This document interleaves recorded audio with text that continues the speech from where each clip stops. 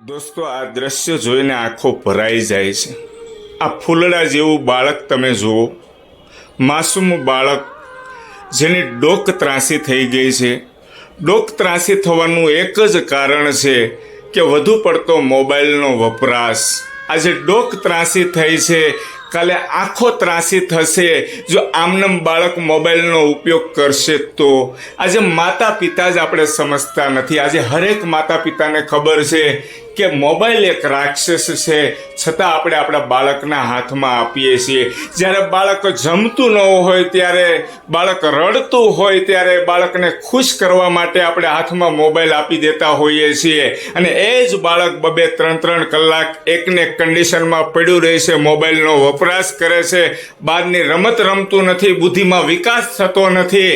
એટલા માટે હરેક માતા પિતા જાગૃત થાવ, હરેક માતા પિતા થોડા કડક થાવ।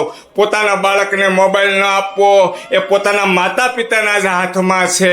હું હેતલ કુમાર સાવલિયા તમને હરેક વાર કહું છું કે બાળકને મોબાઈલથી દૂર રાખો। આજે એની ઉંમર આજે બહાર રમત રમવાની છે, મોબાઈલ રમત રમવાની નથી। ગમે તેમ થઈ જાય, થોડા દિવસ બાળક કરશે, રડશે, છતાં આપણે એને મોબાઈલ હાથમાં આપવાનો નથી। મિત્રો, હરેક ગ્રુપ સર્કલમાં શેર કરજો જો અમારી વાત તમને સાચી લાગે તો।